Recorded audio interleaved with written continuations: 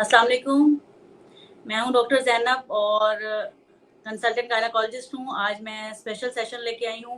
मेरे साथ मेरे गेस्ट हैं डॉक्टर राशिद जो कि हैं मेडिकल स्पेशलिस्ट और डायबिटोलॉजिस्ट और ये आज हम इनसे डिस्कस करेंगे कि शुगर जो है वो क्यों हमारे माशरे में ज़्यादा बढ़ रही है। सबसे पहले आप अपना ब्रीफ सा इंट्रोडक्शन करवा दें हमारे व्यूअर्स को। आप कौन हैं, क्या करते हैं, प्लीज़ थोड़ा सा बता दीजिए। अस्सलाम वालेकुम जी। आपके ऑडियंस को मेरी तरफ से खुश आमदीद और आपका बहुत बहुत शुक्रिया कि आपने मुझे आज इतने इम्पोर्टेंट टॉपिक के लिए इनवाइट किया। मेरा नाम डॉक्टर मोहम्मद राशिद नियाज है। मैं कंसल्टेंट फिजिशियन और डायबिटोलॉजिस्ट हूँ, शुगर स्पेशलिस्ट हूँ। मैं म्यू हॉस्पिटल में बतौर सीनियर रजिस्ट्रार काम कर रहा हूँ और उसके साथ साथ डॉक्टर हॉस्पिटल लाहौर में बतौर consultant diabetologist and medical specialist काम कर रहा हूँ। Thank you so much. तो चलते हैं अपने टॉपिक की तरफ। आज का टॉपिक है हमारा डायबिटीज़ मेलाइटस। तो आज हम डिस्कस करना चाहते हैं कि डॉक्टर साहब आप डेली डायबिटीज़ के पेशेंट देख रहे हैं। आपके ख्याल में हमारे माशरे में शुगर जो तेज़ी से फैल रही है, हर दूसरे शख्स को या खातून को शुगर का मसला एक हो रहा है, इसकी वजूहात क्या हैं? जी, बिल्कुल आपने दुरुस्त फरमाया है कि डायबिटीज़ बहुत ज़्यादा प्रेवलेंट हो रही है हमारी सोसाइटी में। मतलब डेवलप्ड कंट्रीज़ में हम चूँकि डेवलपिंग कंट्रीज़ में आते हैं तो पाकिस्तान में भी इसकी जो प्रेवलेंस है बहुत ज़्यादा हो रही है। इस वक़्त तकरीबन हमारी 15 टू 16% पॉपुलेशन जो है वो डायबिटिक है और इसमें सबसे अलार्मिंग सिचुएशन ये है कि जो 50% इसमें से लोग हैं उनको अपनी बीमारी के मतलब मालूम ही नहीं है कि उनको डायबिटीज़ है। Means 50% of the diabetic patients are undiagnosed. ये उससे भी ज़्यादा डेंजरस बात है। बाकी आप पूछ रही हैं कि इतनी ज़्यादा प्रेवलेंट क्यों है हमारे यहाँ, ये बढ़ती क्यों जा रही है दिन ब दिन? उसकी वजह ये है कि सबसे ज़्यादा हमारा लाइफ़स्टाइल है। हमारा पिछले 1-2 डेकेड्स में हमारा लाइफ़स्टाइल बहुत ज़्यादा चेंज हो चुका है। हम फिज़िकल एक्टिविटी छोड़कर हम एक एंड्रॉयड डिवाइसेज़ के साथ हम अटैच हो गए हैं, जिसकी वजह से हमारा ओबेसिटी बहुत ज़्यादा बढ़ गई है, लोगों के बीएमआई बढ़ गए हैं और साथ-साथ हमारे खाने-पीने की हैबिट्स भी पिछले कुछ डेकेड्स में बहुत चेंज हुई हैं, जिसमें जंक फूड्स लेना, अपनी फिज़िकल एक्टिविटी को कम करना, ये सारी चीज़ें हम बाकी लाइफ़ लोगों की बहुत बिज़ी हो गई, अपने लिए लोग बहुत कम टाइम निकाल रहे हैं, अपने आप को फिट रखने के लिए, अपना वज़न कम करने के लिए। तो ये सारी चीज़ें मिल-मिला के डायबिटीज़ के रिस्क को बढ़ा रही हैं। जो आसान अल्फाज में बात की जाए तो डायबिटीज के रिस्क में सबसे इम्पोर्टेंट जो रिस्क है वो है ओबेसिटी। मीन्स आपके लाइफस्टाइल ठीक ना होने की वजह से ओबेसिटी जैसे जैसे बढ़ रही है वैसे वैसे डायबिटीज का रिस्क भी हमारी पॉपुलेशन में बढ़ रहा है। सही, आपने सही फरमाया। हेल्दी लाइफ़स्टाइल बहुत ज़रूरी है और आजकल जी सेहत पे तवज्जो देने की बजाय हम उल्टा जो बाज़ारी खाने और जंक फूड पे ज़्यादा ज़ोर दिया जा रहा है। एंटरटेनमेंट के नाम पे असल में अपनी सेहत को ख़राब किया जा रहा है। लेकिन बहुत से लोग कहते हैं कि नहीं जी, हमारी तो फैमिली में शुगर है इसलिए हमें तो होनी ही होनी है। क्या वाक़ई ये सच है? जी, ये बात किसी हद तक दुरुस्त है कि अगर आपकी फैमिली हिस्ट्री डायबिटीज की पॉजिटिव है, मीन्स कि अगर आपके पेरेंट्स को, आपके बहन भाइयों में या आपके फर्स्ट डिग्री रिलेटिव्स में लोगों को शुगर है तो आपको शुगर का रिस्क आम लोगों से ज्यादा होगा। लेकिन हम इस रिस्क को कम कर सकते हैं। हम अपना वेट आइडियल रेंज में रखें, हम अपने वजन को कम रखें तो हम इस चीज को बीट कर सकते हैं। जरूरी नहीं है अगर कि आपके पेरेंट्स को भी शुगर है तो आपको भी होगी ही होगी। ये 100% बात दुरुस्त नहीं है। मीन्स कि आपका रिस्क ज्यादा है लेकिन आपको ज्यादा केयर करने की जरूरत है। अगर आप केयर करेंगे, अपना वजन कम रखेंगे, रिफाइंड कार्बोहाइड्रेट्स ये चीजें नहीं लेंगे तो आप इस रिस्क को होने से बचा सकते हैं। बिल्कुल सही, बिल्कुल सही। तो अब आते हैं इस तरफ की ख़वातीन जो प्रेगनेंसी के साथ होती हैं। बहुत ज़्यादा हम भी देख रहे हैं, वार्ड में बहुत पेशेंट आ रही हैं, क्लिनिक पे भी बहुत पेशेंट आ रही हैं जिनको प्रेगनेंसी में शुगर हो जाती है।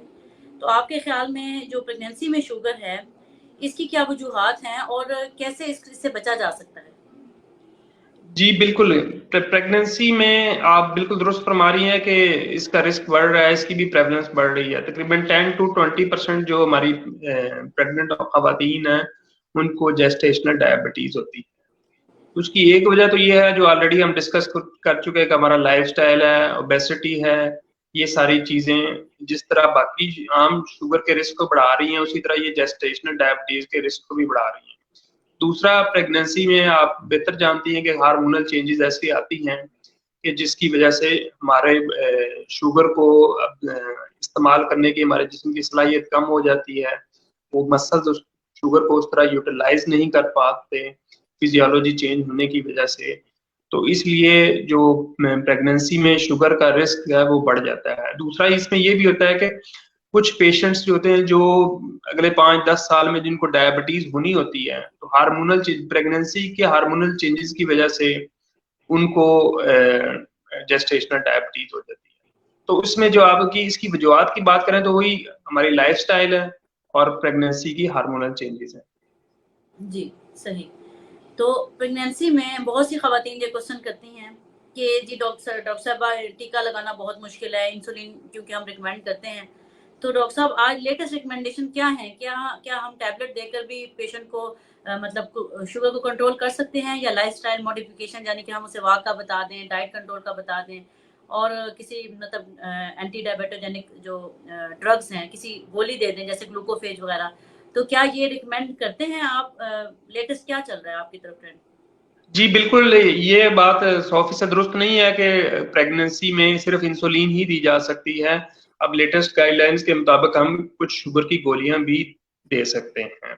सिर्फ जो पहला ट्राइमेस्टर होता है या मतलब हमल के पहले 3 महीने हैं, उनमें हम अवॉइड करते हैं गोलियां देना, लेकिन 3 महीने के बाद हम ग्लूकोफेज या कुछ और भी दवाइयां हैं वो हम दे सकते हैं। शुरू में हम पेशेंट्स को बल्कि ट्रायल हम ग्लूकोफेज का या मेटफॉर्मिन का ही देते हैं। काफी सारे पेशेंट्स हैं जिनकी जेस्टेशनल डायबिटीज जो है वो ओरल ड्रग्स पे ही कंट्रोल रहती है, मींस उनको इंसुलिन की जरूरत नहीं पड़ती। लेकिन हाँ, अगर कुछ पेशेंट्स हैं जिनकी शुगर ज्यादा है या वो गोलियों से कंट्रोल नहीं हो रही, तो उनको इंसुलिन की जरूरत पड़ सकती है। ये बिल्कुल दुरुस्त है कि यहाँ पेशेंट्स को गोलियां भी दी जा सकती है और इंसुलिन भी दी जा सकती है। सही, सही। ये अच्छा, पेशेंट टू डाइट पेशेंट के वेरी करता है। उस पेशेंट को क्या रिक्वायरमेंट है, उसका शुगर लेवल कैसा है, उसके अकॉर्डिंगली फिजिशियन डिसाइड करते हैं। बिल्कुल सही। तो डाइट के बारे में पेशेंट बहुत परेशान होती हैं, खास तौर पे प्रेगनेंसी में अगर शुगर हो जाए कि हम अब क्या खाएँ और क्या ना खाएँ। तो आप क्या रिकमेंड करते हैं? क्योंकि बेसिक जो बेबी और मदर की फीड जो है वो तो कार्बोहाइड्रेट डाइट होती है और उससे शुगर बढ़ती है। तो क्या रोटी-शोटी खाना बिल्कुल बंद कर दे मरीज़, या कुछ खा सकती है? नहीं, नहीं, रोटी खाना बंद नहीं करें, उसमें ये होता है कि आप अपनी किसी स्पेशलिस्ट माहिर ग़िज़ाइयत से भी मिला जा सकता है, जो आपको एक प्रॉपर डाइट प्लान बना के दे, आप उसको फ़ॉलो करें। ऐसा नहीं है कि आप रोटी-शोटी बंद कर दें। उसमें हम आम तौर पे हम चूँकि प्रेगनेंसी में हाइपोग्लाइसीमिया का रिस्क भी ज़्यादा होता है, बच्चे को भी शुगर पहुँचानी होती है, तो इसलिए हम बिल्कुल स्ट्रिक्ट कंट्रोल नहीं हम पेशेंट को बताते। उसमें हम करते ये हैं कि रिफाइंड कार्बोहाइड्रेट्स जो होते हैं ना, वो पेशेंट के बंद कर देते हैं, जिससे ड्रिंक्स वगैरह हो गई, कोक हो गई, ऐसी चीजें हो गई जिससे इमीडिएटली शुगर बढ़ने का चांस होता है, या जूसेस हो गया, खवातीन चूंकि जूसेस बहुत ज्यादा कंज्यूम कर रही होती है प्रेगनेंसी में, वो हम सारे बंद कर देते हैं। रिफाइंड शुगर का इस्तेमाल बंद कर देते हैं। बाकी रोटी, सालन, इसका इस्तेमाल हम कंटिन्यू करवाते हैं। मतलब चिकन ले सकती हैं आप, रोटी ले सकते हैं आप, दूध ले सकते हैं। तो ऐसी ऐसी कोई बात नहीं है कि वो जेस्टेशनल डायबिटीज के पेशेंट्स जो हैं वो कुछ खा पी नहीं सकती। उनको हम प्रॉपर एक डाइट प्लान बना के देते हैं। आसान अल्फाज में अगर इसको हम डिवाइड करें तो पेशेंट को हम दिन में 3 दफा खाना दें आप, सुबह 8 बजे, दोपहर 2 बजे, रात को 8 बजे।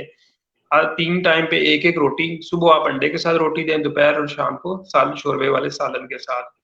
इन खानों के दरमियान में हम स्नैक का टाइम भी रख सकते हैं। स्नैक जो मॉर्निंग का स्नैक होगा, लाइक सुबह 11 बजे आप चाय चाय के साथ आप शुगर फ्री बिस्किट्स ले सकते हैं 2-3, या चिकन का कोई कबाब ले सकते हैं। और शाम को जो स्नैक होता है, उसमें शाम 5 बजे उसमें हम कोई फ्रूट रिकमेंड कर देते हैं, जैसे अमरूद, आड़ू, नाशपाती, सेब, ये यूज़ कर सकते हैं। और सोने से पहले 1 कप तो आप दूध का ले सकते हैं बगैर शुगर के। तो अगर पेशेंट ने ये वाला डाइट प्लान फॉलो करे तो ना उनकी शुगर बढ़ेगी और ना ही वो हाइपोग्लाइसीमिया में जाए।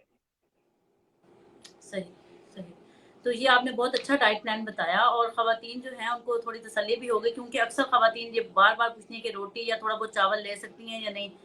तो यानी कि जो बहुत चावल, ज़्यादा शुगरी चीज़ें हैं, वो नहीं लेनी चाहिए, जैसे खजूर, हाँ, केला, ये जो मीठे मैंगोज़ हाँ, जैसे आजकल सीज़न है, तो इनको अवॉइड चावल करना थोड़े चाहिए। से हम मना करते हैं। चावल चूँकि इनमें कार्बोहाइड्रेट का कंटेंट ज़्यादा होता है रोटी से, तो चावल हम अच्छा, थोड़े मना करते हैं। चावल हफ्ते में 1 दफ़ा से ज़्यादा यूज़ ना करें। रोटी यूज़ कर सकते हैं, उसके लिए रोटी के लिए एक इम्पोर्टेंट बात है कि आप बाजारी आटा इस्तेमाल ना करें, उनका कार्बोहाइड्रेट कंटेंट भी ज्यादा होता है। इसके लिए आप चक्की वाला आटा, जो घर की चक्की होती है, जो आम हमारे इलाकों में चक्कियां मौजूद होती हैं, वो आटा आप यूज करें। उससे ये है कि शुगर ज्यादा नहीं बढ़ती। सही सही। मजीद तो अगर किसी जो की कंट्रोल नहीं हो रही तो वो उसमें जौ का आटा मिक्स भी कर सकते हैं। जौ का, बिल्कुल सही, बिल्कुल सही। तो जो डिलीवरी के बाद वो पेशेंट जो ड्यूरिंग प्रेगनेंसी जिनको शुगर होती है, डिलीवरी के बाद उनको कैसे फॉलो अप करना चाहिए? उसका आम तौर पे तो एक जनरल रूल की बात है, जिन लोगों को जेस्टेशनल डायबिटीज होती है तो आम तौर पे तो यही समझा जाता है कि ये प्रेगनेंसी के बाद खत्म हो जाती है, क्योंकि हार्मोनल चेंजेस की वजह से थी तो खत्म हो जाती है। लेकिन 50% ऐसी खवातीन जिनको जेस्टेशनल डायबिटीज होती है, उनको जिंदगी में दोबारा डायबिटीज हो जाती है। उसको चेक करने का तरीका ये है कि प्रेगनेंसी के तकरीबन 6 से 8 हफ्ते बाद पेशेंट के दोबारा ओरल ग्लूकोज टॉलरेंस टेस्ट या HbA1c लेवल करवा के हम देख सकते हैं। पेशेंट को इस पे फॉलो अप करना चाहिए। मतलब प्रेगनेंसी के 2 से 3 मंथ बाद वो अपना शुगर के टेस्ट ज़रूर करवाएँ। आमतौर पे ये होता है कि प्रेगनेंसी के फ़ौरन बाद पेशेंट्स की शुगर कंट्रोल हो जाती है और वो उसको फिर चेक ही नहीं करते, साल, 2 साल या इससे लंबा अरसा। तो उस दौरान पेशेंट्स को डायबिटीज़ हो जाती है, पेशेंट्स को उससे अनअवेयर रहते हैं। तो उसका तरीका ये है कि एक तो पेशेंट्स अपना रेगुलर शुगर लेवल चेक करवाते रहें एवरी 3 टू 4 मंथ्स, और दूसरा ये है कि अपने लाइफ़स्टाइल के अंदर मॉडिफिकेशंस लेके आएँ। जिन लोगों को जेस्टेशनल डायबिटीज होती है, उनके अंदर डायबिटीज होने का रिस्क बहुत ज्यादा होता है। तो इसलिए उनको अपना वेट कम करने की और अपने लाइफस्टाइल के अंदर चेंज लाने की बहुत ज्यादा जरूरत होती है। हुँ। तो डॉक्टर साहब आपने कहा कि 50% लोगों को पता ही नहीं होता कि उनको शुगर है। तो क्या जी इसकी कोई जी अलामात नहीं होती? कुछ अलामात तो होती होंगी शुगर होने की, जी। कि पता चल शुगर जाए, की कोई बंदा टेस्ट जी करवा ले? बिल्कुल आप सही फरमा रही हैं, शुगर की अलामात होती हैं, लेकिन आमतौर पे जो बिल्कुल बॉर्डर लाइन शुगर होती है, लाइक शुगर, हम फास्टिंग शुगर होती है, अगर 126 से ज्यादा हो उसको हम डायबिटीज लेबल करते हैं। एक तो जो प्री डायबिटिक पेशेंट्स होते हैं उनमें कोई अलामात आमतौर पे नहीं आ रही होती, और दूसरा ये होता है कि अगर पेशेंट की शुगर 126 नॉर्मल है, तो अगर 150 है, 160 जा रही, 200 जा रही है, यूजुअली यहाँ तक सिम्टम्स पेशेंट्स को नहीं आ रही होती, अनलेस कि पेशेंट की शुगर 300-400 क्रॉस कर दे। तो जो शुगर बहुत ज्यादा हो जाए उसमें कुछ अलामात आ जाती हैं, वो मैं आपको बता देता हूँ। उसमें ज्यादा भूख का लगना, वजन का कम होना या वजन का बहुत ज्यादा बढ़ जाना, उसमें पेशाब का बार-बार आना, इसमें जिस्म में थकावट, बेचैनी, घबराहट, इस किस्म की अलामात आ सकती हैं। तो उसका खास तौर पे तरीका ये है कि हमें हर साल में 1 दफ़ा अपनी इसको चेक करने का तरीका ये है कि साल में हमें 1 दफ़ा अपनी शुगर ज़रूर चेक करवानी चाहिए। और अब शुगर का चेक करवाना बहुत ही आसान है, ये कोई मुश्किल टेस्ट नहीं है, 50 से 60 रुपए में आप किसी भी मेडिकल स्टोर पे या प्रीवी लेबोरेटरी से चेक करवा सकते हैं। फास्टिंग शुगर आप हमेशा अपनी साल में 1 दफ़ा ज़रूर चेक करवाएँ। और अगर आपकी शुगर 100 से कम है तो ये नॉर्मल तस्वर की जाती है, 100 से 126 के दरमियान है तो उसको हम प्री डायबिटीज कहते हैं, और 126 से ज्यादा हो तो हम उसको डायबिटिक लेबल कर देते हैं। तो इस जो 50% पॉपुलेशन जिनको डायबिटीज का पता नहीं है, उसको मालूम करने का यही तरीका है कि उनका हर साल हम शुगर का लेवल मालूम चेक करें, और इसके हवाले से लोगों में अवेयरनेस फैलाएं ताकि लोग अपनी शुगर को चेक करवाएं। सही। तो डॉक्टर साहब कुछ लोग कहते हैं कि जी सीरम शुगर जो है वो तो बहुत लेट राइज होती है, लेकिन इंसुलिन रेजिस्टेंस पहले से शुरू हो चुकी होती है, खास तौर पे जिन लोगों की फैमिली में शुगर है। तो क्या सीरम इंसुलिन लेवल करवाने की ज़रूरत होती है उन लोगों में या उन खवातीन में, स्पेशली जिनमें पीसीओज़ होता है? हम देखते हैं कि उनकी फैमिली हिस्ट्री में डायबिटीज़, हाइपरटेंशन है, लड़की है उसका वेट ओवर वेट है, वो 80 केजी से ज़्यादा वेट है और वो वेट किसी तरीके से कम नहीं हो रहा, पीसीओज़ के सारे सिम्पटम हैं। तो आप ये बताइए कि सीरम इंसुलिन लेवल करवाने का क्या क्या रोल है और इंसुलिन रेजिस्टेंस कहते किसको है? इंसुलिन बिल्कुल इंसुलिन जो रेजिस्टेंस है ये बेसिकली लिंक्ड है ओबेसिटी के साथ। ठीक सही। है, जो पेशेंट ओबीस होते हैं उनमें इंसुलिन रेजिस्टेंस आना शुरू हो जाती है। तो ये बेसिकली एक मेटाबॉलिक सिंड्रोम होती है, ये उसका पार्ट है इंसुलिन रेजिस्टेंस, जिसमें जिसको अब में जिगर पे चर्बी आना, जिसको फैटी लीवर भी बोलते हैं, वजन का बढ़ जाना, पेशेंट को डायबिटीज हो जाना, यूरिक एसिड लेवल का बढ़ जाना, पेशेंट का जो वेस्ट है वो बढ़ जाना, ये सारी चीजें मिलके मेटाबॉलिक सिंड्रोम बनती हैं। जिस तरह आप पीसीओ के पेशेंट्स कहते हैं, कह रही हैं, उनमें भी इंसुलिन रेजिस्टेंस आ जाती है, ये बिल्कुल दुरुस्त है। इंसुलिन लेवल का तो कोई बहुत ज्यादा इसमें रोल नहीं है। इसमें ओवर्ट डायबिटीज होने से पहले ही पेशेंट में इंसुलिन रेजिस्टेंस हो जाती है, लेकिन वो टेस्टों में आने से पहले ही मौजूद होती है। उसको इसका आसान तरीका यही है कि पेशेंट जो भी ओवरवेट हैं, इस तरह के पेशेंट्स हैं, उनको आप वेट रिडक्शन की तरफ लेके जाएं, बजाय इसके किसी ट्रीटमेंट में डालें। वेट रिडक्शन उनके लिए सबसे बेस्ट ट्रीटमेंट है। सही। तो बहुत से लोगों के ये ज़हन में ये सवाल आया है कि जितनी भी ये जो ट्रीटमेंट हैं, यानी कि दवाइयाँ हैं, जो शुगर के लिए डॉक्टर्स रिकमेंड करते हैं, तो लोग ये समझते हैं कि इनके बहुत साइड इफ़ेक्ट होते हैं। जी, हमारा पेट खराब हो जाता है, जिगर में मसला हो जाता है, पेशाब पीला आने लग जाता है, मैदा खराब हो जाता है। तो क्या वाक़ई ऐसा है कि रेगुलर जो लोग दवाई खाते हैं शुगर कंट्रोल के लिए, उनको साइड इफ़ेक्ट ज़्यादा गंभीर किस्म के होते हैं? हर शुगर की दवाइयाँ जो होती हैं वो मुख्तलिफ किस्मों की होती हैं। ये मतलब जो इस वक्त मार्केट में कम से कम 8-10 मुख्तलिफ किस्म की शुगर की दवाइयाँ अवेलेबल हैं। हर दवाई के मुख्तलिफ साइड इफेक्ट्स जरूर हैं, लेकिन वो इतने इस तरह के नहीं है कि वो दवाई ली ही नहीं जा सकती। कुछ दवाइयाँ हैं जो मैदे पे इफेक्ट करती हैं, लेकिन वो हर पेशेंट में नहीं करती। लाइक 80% पेशेंट में मैदे के कोई साइड इफेक्ट्स नहीं आते। जिन 20% में आ रहे होते हैं, तो अगर आपको इस तरह का कुछ मसला हो रहा है तो आप अपने फिजिशियन से जरूर कंसल्ट करें। फिर दवाई लेने का तरीका भी होता है। कुछ दवाइयाँ खुराक के दरमियान में लेनी होती है, कुछ खाने के बाद लेनी होती है, कुछ खाने से पहले लेनी होती है। तो जो डॉक्टर की इंस्ट्रक्शन होती है उसको भी मुकम्मल तौर पे फॉलो किया जाए, ताकि आप दवाई का तरीका अगर सही इस्तेमाल करेंगे तो फिर आपको साइड इफेक्ट्स कम आएंगे। बाकी एक आम मिथ ये भी है कि जो गोलियां हैं ये गुर्दों पे भी इफेक्ट करती हैं। ऐसा कुछ नहीं है। जो आमतौर पे शुगर के मरीजों में गुर्दे खराब होते हैं वो शुगर के कंट्रोल ना होने की वजह से खराब हो रहे होते हैं, ना कि वो दवाइयों की वजह से खराब हो रहे होते हैं। तो हाँ, ये बात दुरुस्त है कि कुछ ना कुछ साइड इफेक्ट्स होते हैं, लेकिन अगर इस तरह के कोई साइड इफेक्ट्स आपको आए तो आप अपने फिजिशियन या कंसल्टेंट से जरूर कंसल्ट करें, ताकि वो उसको डोज को एडजस्ट कर दे। सम टाइम ज्यादा डोज से आपको साइड इफेक्ट्स आ रहे होते हैं, वो फिजिशियन जो होता है वो उसके डोज को कम कर देता है। जिस तरह ग्लूकोफेज है, बड़ी कॉमनली दवाई यूज होती है, इससे जीआई साइड इफेक्ट्स या स्टमक अपसेट हो जाता है कुछ लोगों पे। लेकिन बहुत सारे पेशेंट हैं, इनको हम इसकी एक सस्टेन्ड रिलीज फार्मूलेशन भी आती है, अगर हम उस पे स्विच कर जाएं तो पेशेंट को जीआई साइड इफेक्ट्स कम हो जाते हैं। या कुछ पेशेंट्स को हम ड्यूरिंग मील कहते हैं कि खा लें, उस दौरान लेने से भी पेशेंट के जीआई साइड इफेक्ट्स कम हो जाते हैं। सो बॉटम लाइन ये है कि अगर इस तरह के आपको कोई मसाइल आ रहे हैं तो आप अपने फिजिशियन से जरूर डिस्कस करें। जी, बहुत शुक्रिया। अब आते हैं मेरे फेवरेट क्वेश्चन की तरफ, जो कि है इनफर्टिलिटी से रिलेटेड। जी बहुत जी। से मैंने देखे हैं पेशेंट, मर्द हज़रात जिनको शुगर होती है, वो ना सिर्फ उसको डिनायल फेज़ में होते हैं, बल्कि वो इस चीज़ को मानने को तैयार नहीं होते हैं कि ड्यू टू शुगर कुछ प्रॉब्लम्स आ रहे हैं, जैसे कि ईडी, इरेक्टाइल डिस्फंक्शन, या सीमन की रिपोर्ट कमज़ोर हो रही है। तो इस पे आप कुछ रोशनी डालें कि शुगर का इनफर्टिलिटी से क्या रिलेशनशिप है, स्पेशली मेल इनफर्टिलिटी से? जी, ये बात बिल्कुल आपकी दुरुस्त है कि मेल्स में इरेक्टाइल डिस्फंक्शन या के बहुत सारे प्रॉब्लम्स आते हैं ड्यू टू डायबिटीज, क्योंकि न्यूरोपैथी हो जाती है डायबिटीज के पेशेंट्स में, जिसकी वजह से उनको इरेक्टाइल डिस्फंक्शन होती है। तो ये इसका सबसे पहला, और that leads to male infertility as well. जारी बात है, अगर इरेक्टाइल डिस्फंक्शन होगा तो पेशेंट वो सब कुछ नहीं कर पाएगा, तो जिसकी वजह से उसको फैमिली बनाने में या इस चीज में प्रॉब्लम होती है। ये खास तौर पे उन लोगों में होता है जिनको कम उम्र में डायबिटीज हो जाए। लाइक किसी को अगर 20 साल में या 22 साल की उम्र में डायबिटीज हो गई है, तो उसकी फैमिली कंप्लीट होने से पहले उनको ये सिम्टम आने लग जाए। तो उसका बेस्ट हाल तो यही है कि वो अपना, सबसे पहला इसका ट्रीटमेंट तो ये है, वो अपना शुगर कंट्रोल करें।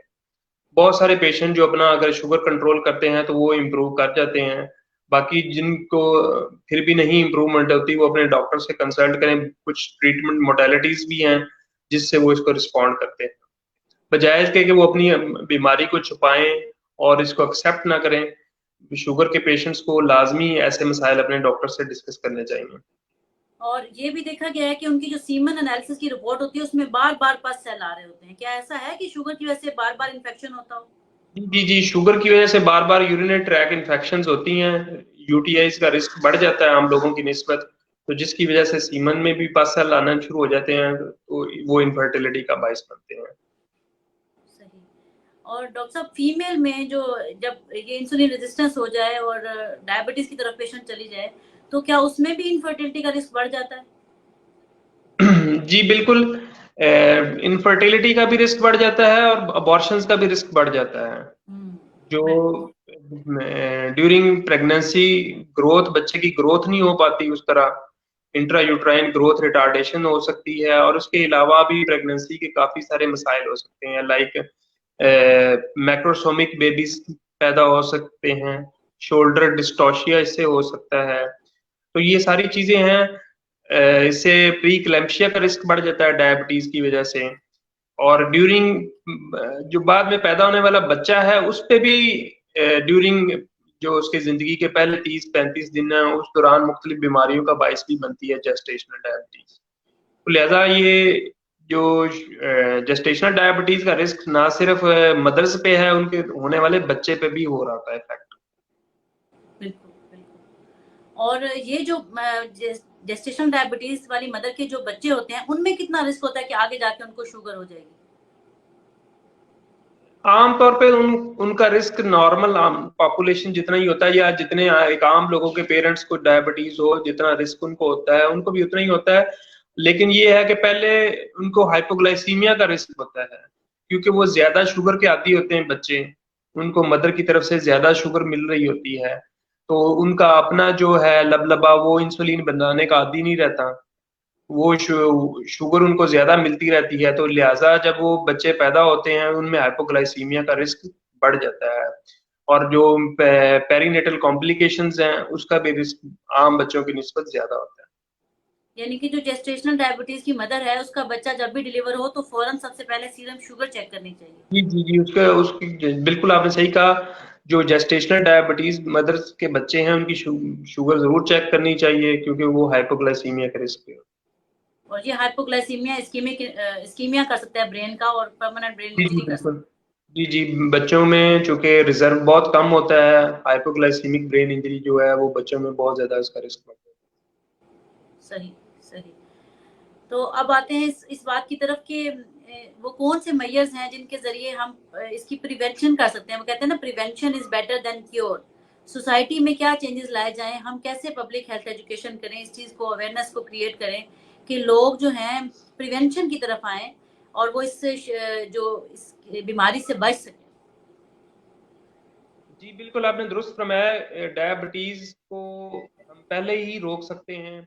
इसका सबसे आसान तरीका तो ये है कि हम लोगों के अंदर इसकी अवेयरनेस पैदा करें, इसकी कॉम्प्लिकेशन बताएं, डायबिटीज के रिस्क से लोगों को आगाह करें, इसके क्या क्या नुकसान हो सकते हैं, तो ताकि लोग इस चीज की तरफ आए, इस चीज को सोचें। इसमें सबसे पहले तो ये है कि हेल्दी लाइफस्टाइल, तमाम लोग रेगुलरली एक्सरसाइज करें। 150 मिनट एक हफ्ते में हर इंसान को एक्सरसाइज या वॉक करनी चाहिए, लाइक 30 मिनट्स पर डे। ठीक है। यस। दूसरे नंबर पे लोग रिफाइंड कार्बोहाइड्रेट्स का लेना बंद कर दें। हम जैसे कि हर चीज में घर में भी शुगर इस्तेमाल कर रहे होते हैं, चाय में शुगर, दूध में शुगर, हम बचपन से बच्चों को ही बनाती कर देते हैं शुगर का।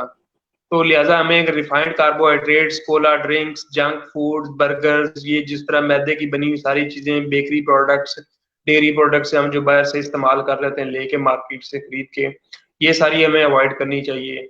हमें अपना वेट आइडियल रेंज में रखना चाहिए ताकि हम ओबेसिटी से बचे रहें। अगर सिंगल बेस्ट अगर आप टिप डायबिटीज से बचने के लिए लेना चाहें तो वो ये है कि आप अपना वेट कंट्रोल में रखें, उसको आइडियल रेंज में रखें हमेशा।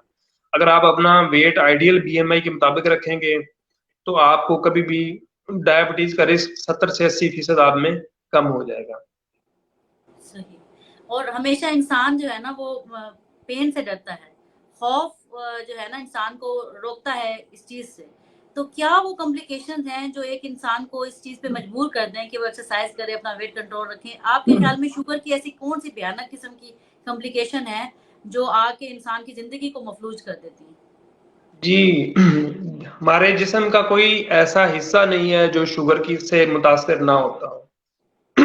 ये सर से लेकर पांव तक जिस्म के हर हिस्से को मुतासिर करती है। शुगर के मरीजों में फालज का रिस्क बढ़ जाता है। शुगर के मरीजों में हार्ट अटैक आम लोगों से ज्यादा होता है। गुर्दों को शदीद मुतासर करती है, जिसकी वजह से गुर्दे खराब और मरीजों को डायलिसिस पे जाना पड़ता है। पाँव पे इन्फेक्शन, हमारे जिस्म पे इन्फेक्शन बढ़ जाते हैं, जिसकी वजह से आपने अक्सर देखा होगा लोगों की एम्पुटेशंस भी हो जाती है इन्फेक्शन की वजह से। लेग एम्पुटेशन, टो एम्पुटेशन, या बाजू का पूरा पूरा पाँव काटना पड़ जाता है लोगों का, ठीक है। उसके अलावा मरीजों को मोतिये का रिस्क, आंखों की बीमारियां, रेटिनोपैथी, ये बढ़ जाती हैं। उसके अलावा हाथ पाँव का सुन्न होना, मिर्दे के प्रॉब्लम्स, गर्ज ये और मेल्स में इनफर्टिल इम्पोटेंस, इरेक्टाइल डिसफंक्शन, मीन्स कि हमारे जिस्म का कोई ऐसा हिस्सा नहीं है जो इस चीज से मुतासर ना होता हो। तो लिहाजा अगर हम इन सारी चीजों से बचना चाहते हैं तो हम शुरू में ही इससे एहतियात करें ताकि हमें डायबिटीज हो ही ना, बजाय इसके जब हमें डायबिटीज हो जाए तो फिर हम इन कॉम्प्लिकेशन से बचते फिरें। डॉक्टर साहब, लोग कहते हैं कि हमें टेंशन की वजह से शुगर होगी, क्या स्ट्रेस का कोई रोल है शुगर होने में? ये एक अच्छा स्केप है कि सिर्फ टेंशन की वजह से शुगर हो गई। टेंशन ठीक है, एक रिस्क फैक्टर जरूर है हाइपरग्लाइसीमिया का, लेकिन ये सिर्फ वाहिद रिस्क फैक्टर नहीं है। हाँ, लोग स्ट्रेस की वजह से, लोग एक डिप्रेशन की वजह से लोग फिजिकल एक्टिविटी को कम कर देते हैं, जिसकी वजह से लोगों का बीएमआई या उनका वजन बढ़ना शुरू हो जाता है, तो वो ओवरऑल रिस्क को बढ़ा देता है। ठीक है, टेंशन या एंजाइटी, स्ट्रेस किसी हद तक शुगर के रिस्क को बढ़ाते हैं, लेकिन इसके साथ साथ बाकी हमें चीजों को भी कंट्रोल करनी। बिल्कुल सही। तो यानी कि मल्टीपल रिस्क फैक्टर्स हैं, और जो चीज इसमें जेनेटिक और एनवायरमेंटल दोनों आते हैं, जो हमारे कंट्रोल में है वो यही है कि हम अपना वेट कंट्रोल रखें और एक्सरसाइज करें हाँ, और डाइट बिल्कुल हेल्दी बिल्कुल करें। बिल्कुल बिल्कुल, डाइट हेल्दी करें और अपना वजन कंट्रोल करें। वजन कंट्रोल रखें। तो डॉक्टर साहब, अभी आपने बात की थी कि अपने आप को भी टाइम देना चाहिए। बहुत से लोग हैं जो सोशल वर्क में बिजी हैं, खुद के लिए टाइम नहीं निकालते, अपनी सेहत को इम्पोर्टेंस नहीं देते। तो इस पे आप कुछ रोशनी फरमाएं कि कितना टाइम अपने आप को देना चाहिए और कैसे देना चाहिए, मतलब अपने मेंटल रिलैक्सेशन, फिजिकल रिलैक्सेशन के लिए कैसे टाइम निकाला जाए, और क्या क्या ऑप्शन है आजकल की इस बिजी लाइफ में? जी, फिजिकल एक्टिविटी मैंने बताया बहुत ज़रूरी है। हमें तकरीबन दिन में 30 से 40 मिनट्स हमें अपने लिए स्पेयर करने चाहिए। उसका तरीका ये है कि हम अगर हमें ये ज़रूरी नहीं है कि हम सुबह-सुबह जाके एक्सरसाइज़ करें। अगर आप सुबह नहीं जा सकते, आप शाम को चले जाएँ। शाम को क्लिनिक से आके चले, अगर डॉक्टर हैं वो क्लिनिक से आके चले जाएँ, मतलब जब आपको टाइम मिलता है। इवन अगर आपको नहीं भी टाइम मिलता है, इवन आप घर में एक्सरसाइज़ कर सकते हैं। आजकल तो घर में एक्सरसाइज़ करना मुश्किल नहीं है। आप अपने बच्चों को भी साथ शामिल करें, अपनी फैमिली को शामिल करें, अपने स्पाउस को शामिल करें साथ। सारी फैमिली मिलके अगर आप यूट्यूब पे मुख्तलिफ एक्सरसाइज़ के ट्यूटोरियल्स मिल जाते हैं। आप उनको लगाएँ यूट्यूब पे उन वीडियोज़ को, उनको फ़ॉलो करें इंस्ट्रक्शंस को। आप घर में बैठ के, आपको किसी इंस्ट्रक्टर की ज़रूरत नहीं है। आप घर में आप मतलब आप फैमिली में इकट्ठे टाइम भी स्पेंड कर रहे हैं, आप एन्जॉय भी कर रहे हैं और आप साथ-साथ अपनी एक्सरसाइज़ भी कर रहे हैं। उससे 2-3 फ़ायदे होते हैं। एक तो आप अपने आप को भी टाइम दे रहे हो, तो दूसरा आप अपनी फैमिली को भी इस चीज़ का आदी कर रहे होते हैं और उनको भी सिखा रहे होते हैं। आपके बच्चे आपको सीखते हैं, उनको भी एक्सरसाइज़ की इम्पोर्टेंस पता चलती है। ये बजाय इसके कि हम 30-40 साल की उम्र में आके ये चीज़ें सीखें, हम अपने बच्चों को चाइल्डहुड से ही एक्सरसाइज़ का हम आदी बना दें, ताकि उनको पहले से ही एक्सरसाइज़ की इम्पोर्टेंस पता हो। बिल्कुल सही, क्योंकि पहले ज़माने में तो बच्चों के खेलने के लिए खुले ग्राउंड्स होते थे और बहुत ज़्यादा अपॉर्च्युनिटी थी बाहर खेलने की। लेकिन अब जो हमारी सोसाइटी और जो कल्चर है, पेरेंट्स डरते हैं बच्चों को बाहर भेजने के लिए कि वो खेलने के लिए जाएँ, कोई चोट ना लगा लें या कोई प्रॉब्लम ना हो जाए। तो इसके लिए ये सबसे अच्छा ऑप्शन है कि अपने बच्चों को अपने साथ मिलकर खेल-कूद में भी लगाया जाए और एक्सरसाइज़ भी की जाए। हाँ, ये तो ये बिल्कुल आप आपने सही कह बहुत रही बहुत हैं। अच्छी बात की। ये बिल्कुल सही कह रही है। एक्चुअली हम खुद घर आके मोबाइल पकड़ के बैठ जाते हैं, तो फिर हमारे बच्चे भी स्क्रीन एडिक्ट हो जाते हैं साथ-साथ हमारे। बेसिकली हमें अब घर आके खुद बच्चों के साथ फिज़िकल एक्टिविटी में इन्वॉल्व होना चाहिए। उसमें ये है कि बच्चे भी खेल-कूद में इन्वॉल्व होंगे, आप खुद भी होंगे, तो दोनों को फ़ायदा है। बच्चों को भी फ़ायदा है और आपको भी फ़ायदा है। आप स्क्रीन से आप भी हटे रहेंगे, बच्चे भी हटे रहेंगे, घर में एक हेल्दी एनवायरनमेंट भी क्रिएट होगा। बिल्कुल सही। तो बहुत-बहुत शुक्रिया सर, आपने हमें इतना टाइम दिया और इतनी इन्फॉर्मेशन आपने दी शुगर के बारे में, और मुझे उम्मीद है कि मेरे ऑडियंस को इसका बहुत फ़ायदा हुआ होगा। लास्ट में अगर आप कोई टेक होम मैसेज देना चाहें तो ज़रूर दीजिए। जी, इस हवाले से जेस्टेशनल डायबिटीज़ के हवाले से मेरा बस टेक होम मैसेज ये है कि जो भी ख़वातीन अपनी डॉक्टर को विज़िट करती हैं, पहले विज़िट पे वो हमेशा अपनी ज़रूर शुगर चेक करवाएँ। और दूसरी बात है, जिनमें रिस्क फैक्टर्स ज़्यादा हैं या जिनमें पहले से इस चीज़ की ओबेसिटी है, जो ख़वातीन ओबीस हैं या फैमिली हिस्ट्री मौजूद है, उनको तो लाज़मी चेक करवानी चाहिए। बाकी तमाम ख़वातीन की 24 से 28 वीक्स के दरमियान स्क्रीनिंग ज़रूर होनी चाहिए। तो लोग अपना ख्याल रखें। शुगर का टेस्ट बहुत महंगा नहीं है, ये 40-50 रुपए कॉस्ट करता है। आप कहीं भी अपने करीबी मेडिकल स्टोर से करवा सकते हैं। जरूरी नहीं है कि आप बहुत मोटे हों फिर ही आप अपना टेस्ट करवाएं। तमाम लोगों को अपना साल में एक दफा जरूर टेस्ट करवाना चाहिए। थैंक यू सो मच और सर। सबसे आप एंड पे अपना अपना भी बता लाइफस्टाइल दें, हेल्दी क्योंकि रखें। आप जो प्रैक्टिस कर रहे हैं, अगर कोई पेशेंट आपको विजिट करना चाहे लाहौर में, काइंडली एक दफा रिपीट कर दें अपना क्लिनिक एड्रेस और अपनी टाइमिंग बता दीजिए प्लीज। जी, मैं डॉक्टर हॉस्पिटल लाहौर में प्रैक्टिस करता हूँ। मेरा क्लिनिक होता है सोमवार, मंगल, बुध, 3 दिन मैं हफ्ते में प्रैक्टिस करता हूँ और मेरे क्लिनिक टाइमिंग्स हैं शाम 6 से 8 बजे। सही, वैसे आपने वो थोड़ा टाइम रखा है, इसका मतलब बाकी टाइम आप फैमिली को देते हैं। हाँ, बिल्कुल। फैमिली ये बहुत सबसे अच्छी इम्पोर्टेंट बात, ये बहुत अच्छी बात है और इस चीज को सब सब डॉक्टर्स को समझना चाहिए। ये डॉक्टर्स के लिए भी एक मैसेज है। वैसे क्लिनिक को मैं भी 6 से 9 तकरीबन 3 घंटे की एवरेज देती हूँ। है। तो अच्छा, ये अच्छा। है कि पेशेंट्स के अलावा अपने लाइफ, अपने आप को, अपनी फैमिली को टाइम देना बहुत ज़रूरी है। ये सब डॉक्टर्स के लिए एक मैसेज है कि और अपने पैशन को फॉलो करना। जैसे मेरा जी, एक विजन बिल्कुल। है, मैं एक डिजिटल डॉक्टर बनना चाहती हूँ और पूरे पूरे वर्ल्ड से मैं पेशेंट लेना चाहती हूँ थ्रू ऑनलाइन कंसल्टेशन। तो मैं उस विजन के उसके ऊपर काम कर रही हूँ। तो मुझे बहुत खुशी होती है जब आप जैसे जो है कंसल्टेंट और माहिर लोग जो है मुझे ज्वाइन आपने किया। और मुझे थैंक यू। उम्मीद है कि मेरे ऑडियंस को भी आपकी इन मुफीद मालूमात से बहुत फ़ायदा हुआ होगा और इंशाल्लाह हम फ्यूचर में भी ऐसे प्रोग्राम्स करते रहेंगे। मैं आपसे रिक्वेस्ट करूंगी कि ब्लड प्रेशर पे भी एक हम सेशन करें फ्यूचर में हाँ, इंशाल्लाह। तो आप हमें ज़रूर टाइम दीजिएगा। थैंक यू सो जी, मच, बिल्कुल। बहुत बहुत थैंक शुक्रिया। यू। जिन बहुत लोगों के शुक्रिया। क्वेश्चन हम नहीं ले थैंक यू। सके इसके लिए सॉरी, क्योंकि टाइम शॉर्ट था। अगर मैं क्वेश्चन बीच में लेती तो शायद हमारा डिस्कशन कंप्लीट ना हो पाती। बहुत से लोगों एंड के पे मैं क्वेश्चन आ आपको रहे हैं। जी, कोई क्वेश्चन है तो आप पूछ सकती हैं। वैसे मैं आपको बहुत एप्रिशिएट करूंगा, आपकी बड़ी हेल्थ अवेयरनेस पे बहुत अच्छी वीडियोस होती है, मैं देखता रहता हूँ, आपका रेगुलर लिसनर हूँ। तो आपकी इस पे बहुत अच्छा काम कर रही हैं और इसको, इस मोटिवेशन को आप जारी रखें, तो इंशाल्लाह लोगों को इससे बहुत फायदा होगा।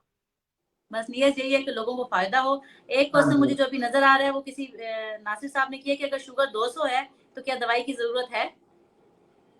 200 शुगर है, शुगर को चेक करने के लिए हमेशा देखना पड़ता है कि आपने फास्टिंग चेक की या रैंडम चेक की है।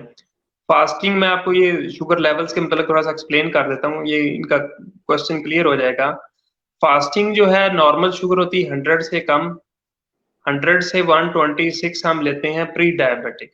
प्री डायबिटीज से मुराद जो ऐसे लोग जिनको फ्यूचर में शुगर होने का रिस्क होता है या अंदेशा होता है।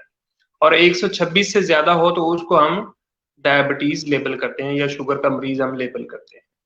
और इसी तरह रैंडम या खाने के 2 घंटे बाद अगर शुगर चेक की जाए तो उसमें उसके लेवल्स डिफरेंट होते हैं। उसमें 140 से कम नॉर्मल होता है, 140 से 200 जो है इसको प्री डायबिटीज लेते हैं, और 200 से ज्यादा उसको डायबिटीज लेते हैं। इसका एक और भी तरीका है आसान चेक करने का, आप 3 महीने का शुगर का टेस्ट भी करवा सकते हैं जिसको HbA1c कहते हैं। वो अगर 5.7 से कम है उसके लिए फास्टिंग की जरूरत नहीं है, आप किसी वक्त भी चेक करवा सकते हैं। थोड़ा एक्सपेंसिव होता है, 1000-1200 का टेस्ट है वो 5.7 से कम है तो नॉर्मल है, 5.7 से 6.4 है तो वो प्री डायबिटीज की रेंज में आएगा, और अगर 6.4 से ज्यादा है तो वो डायबिटीज की रेंज में आएगा। सही। ये अब आपका आपकी इस क्लियरेंस से क्लियर करने से पता चल गया होगा नाजरीन को, क्योंकि वो परेशान होते हैं कि डिफरेंट लैब्स वाले डिफरेंट लेवल देते हैं। तो सबसे बेस्ट ये है कि खाली पेट शुगर चेक करवाई जाए। हाँ, सबसे बेहतर ये है कि खाली पेट शुगर चेक करवाई जाए, उस वो इजी और ऑथेंटिक है। सही। खाली पेट से मुराद कम से कम 8 से 10 घंटे आपने कुछ ना खाया हो। वहीद साहब ने सवाल पूछा है कि क्या शुगर की वजह से गुस्सा होता है? किसी हद तक ये बात दुरुस्त भी है, क्योंकि शुगर की वजह से जारी बात है, आप मीठा नहीं खा रहे होते, आप रिस्ट्रिक्ट हो जाते हो, आप में किसी हद तक चिड़चिड़ापन आ जाता है। बहुत सारे शुगर के पेशेंट्स में देखा गया है कि चिड़चिड़ापन आ जाता है, सही। वो थैंक यू उनके सो मच। जिन लाइफस्टाइल की लोगों वजह से। के सर जी, अगर आप टाइम निकाल के, जिन लोगों के क्वेश्चन रिटर्न में हमारे पास आ जाएंगे थोड़ी देर में फेसबुक पे, अगर आप टाइम निकाल के उनके आंसर दे दें तो बहुत मेहरबानी होगी, क्योंकि मैं मेरा अब फ्री होकर खत्म हो रहा फेसबुक है। पे मैं आंसर कर दूंगा आपके पेज पे। बहुत शुक्रिया, thank you so much for joining us. इंशाल्लाह थैंक फ्यूचर यू। में भी हम मिलते रहेंगे और ऐसी हेल्दी डिस्कशन हाँ, करते रहेंगे। आपके टाइम देने का बहुत बहुत शुक्रिया। अल्लाह थैंक यू। हाफिज। अस्सलाम वालेकुम, अल्लाह हाफिज।